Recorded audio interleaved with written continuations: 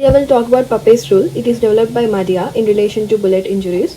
So in a scenario where there is gun firing, several bullets are hitting the skull. So in this scenario, you can use this Puppe's rule to determine what is the first bullet that was hitting the skull, right? So in multiple blunt forces causing the skull fractures, it can determine the sequence of shots. So what is the first bullet that came and hit the skull and what is the second bullet? So it can determine the sequence of the shot when the several bullets are stuck inside the cranium. How will you determine the sequence of the shots? It is based on the observation of fracture lines. When the bullet 1 is hitting the skull, it will create some fracture lines, right?